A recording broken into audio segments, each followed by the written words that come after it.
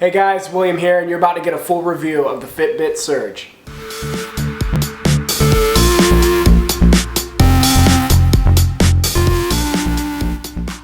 Okay, let's do it. Our full review of the Fitbit Surge.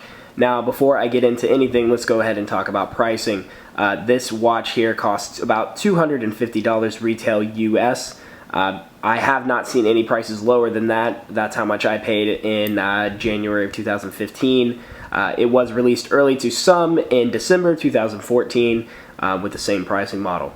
Now, when it comes to design, this watch is well made, and I mean really well made. I'm a heavy user. I've been using it constantly for about the last 4 months now, and the only defect that I can see, the only mark, the only scratch, is a small nick right there. I'm not really all that careful with the watch. I bang it in the tables all the time. I hit walls with it. When I'm working out, it hits the equipment a lot. So the screen has no scratches on it at all. The screen on the back with the LEDs has no scratches at all. It does have some dirt. I probably should have cleaned it. But the screen on the back has no scratches at all. It's held up really well.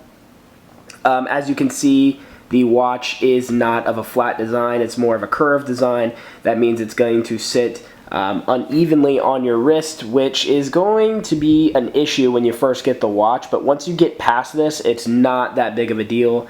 The watch itself is pretty bulky, so if you like to wear long sleeve shirts, it's going to cause an issue. It's going to be very difficult to hike the shirt over the watch, or you may have to even attach the watch over the shirt, but that pretty much eliminates the use of the heart rate tracking. Now, the watch itself comes in different sizes. This is the large model. It also comes in a small model to accommodate people of different wrist size. It also comes in 3 color options. This is the black one, of course. There's also an orangish color and a purplish color.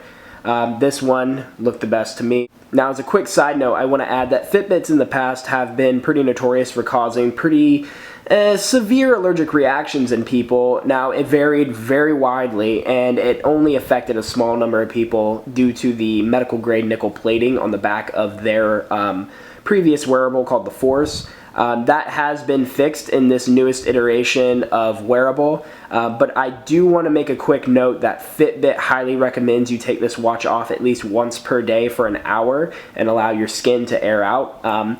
I would also highly recommend that. This watch is highly addictive and you don't want to take it off, but if you leave it on too long, you are going to cause some serious skin irritation.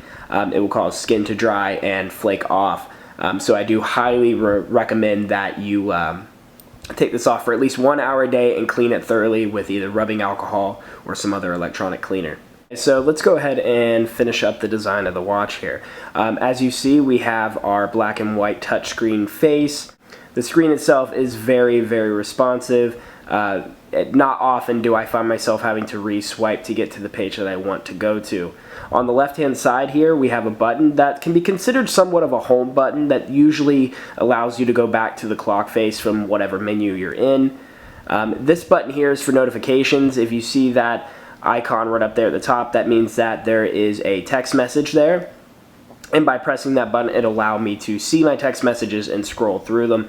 This button here is almost exclusively used for navigation through the menus. So for some reason, if you don't want to use the touchscreen, you can always use this button here to navigate through the different menus. On the back here, we have our charging port, which is supposedly waterproof or at least water resistant. And we also have the LED panel with the 2 lights that is for the continuous heart rate tracking. Fitbit will include a cable that plugs into this. The cable itself is, well, I find myself always having to very gently set the watch down. The cable will come out very, very easily, so it's a little annoying, but not too big of an issue to deal with.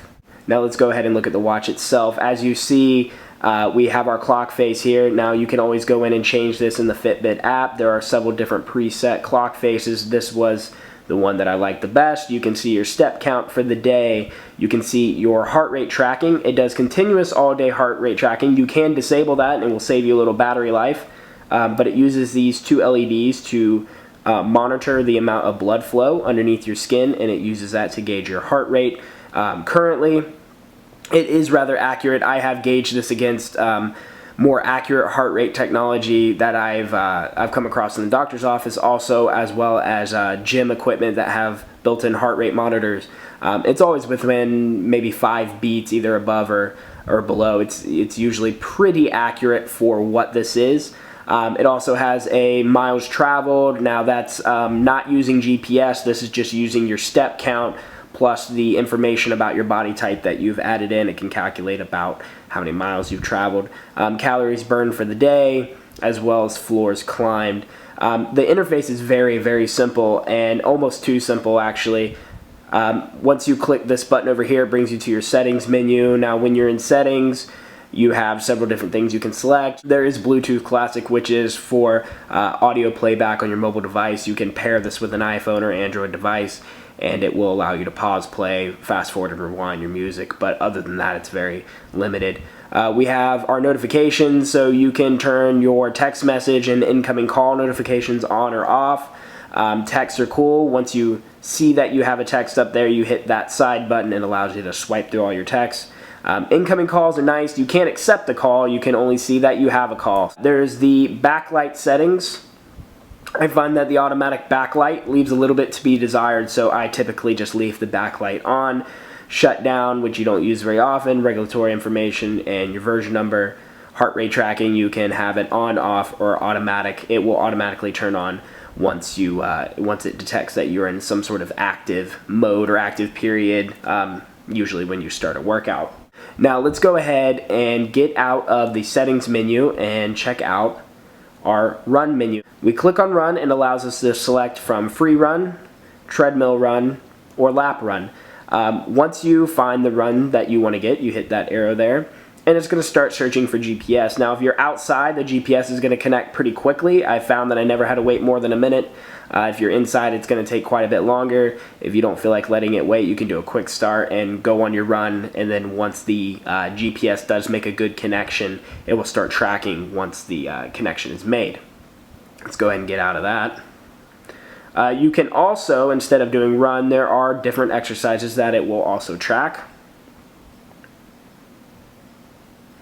There is a hike, weightlifting, elliptical, and just a plain workout. Now that's very limited. I'm hoping that Fitbit in the future adds a lot more. I would like to see an actual biking because I do ride my bike a lot. I don't know why they wouldn't include that. That was a bit of a drawback. I was almost sure that they would include some sort of biking under the exercise tab, but there's nothing there for bikes, so you can do elliptical, which is about the closest that you're going to get. Also, the watch has alarm features. Now, the silent alarm on this, which is vibrating, is very, very weak, so if you're planning on using this to get you up in the morning, I wouldn't count on it. And that's pretty much it for the interface of the device. It's very simple and very easy to use. Again, almost too simple. I wish they would add in more features. Now, when this device first came out, Fitbit said that it was going to get about 7 days of battery life, and that's very impressive, especially for a device that gets continuous heart rate tracking as well as a integrated GPS chip. That's right, you don't have to bring your phone with you when you go on a run. The GPS chip is built right into the watch, which is probably what contributes to some of the thickening of the watch itself. Now, when they first came out with that, I was a bit shocked. Later on, they updated the website and changed it down to about 5 days of battery life, which is still really good. Now, you might be asking, okay, that's what the website says. What about in reality? Well, in reality, the device itself typically gets about 3.5 to 4 days of usage from me, and honestly I'm not really a light user. I hardly ever use the GPS because when I do run, it's on a treadmill, and I only probably access it a few times a day. So honestly, I think you're gonna probably get about 4 days of good usage out of this. Make sure when you get it out of the box you charge it fully. So whenever you hop in the shower, just go ahead and throw it on the charger and you should be fine. Now, speaking of showers, this is water resistant. They do not recommend that you take showers with the watch on, but I have done that in the past. I've washed my car with the watch on and it has been submerged in water probably around 4 to 5 inches. I wouldn't take it any further than that. Obviously you can tell the watch is working perfectly fine. There's no damage, but any more than a depth of that and you're probably going to get some minute water leaks in the device and you're going to get something's going to short out. Okay, so I did want to go ahead and take a second to actually get into the Fitbit app. As you can see, I'm using this with an iPhone 6.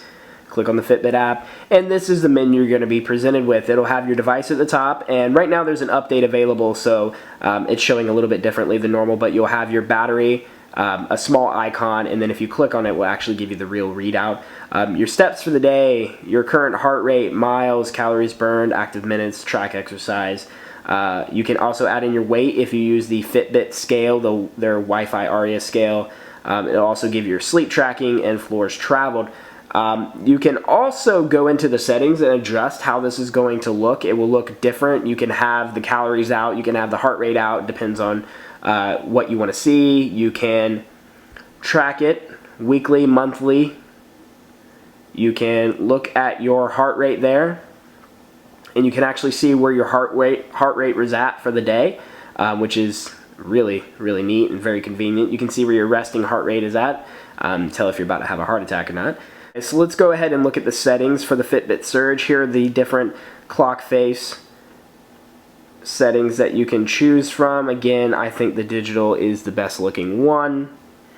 You can turn off your call and text notifications. You can change your heart rate settings. You can change your goal settings. Which wrist are you wearing it on, your dominant or your non-dominant? And you can also create more exercise shortcuts here, as well as music controls. And you can select, and this is the important part, either doing an all-day sync or not. All-day sync means that every time you open up your Fitbit app and you're within proximity of your watch, they are going to sync. Any of you familiar with the Fitbit app knows that you can also link this up with your Facebook account. You can add friends, and you can do weekly challenges to see who gets more steps. Alright guys, this is my final recommendation on the Fitbit Surge. I think everyone should go out and get one of these, and if not one of these, go get the Charge or the Charge HR.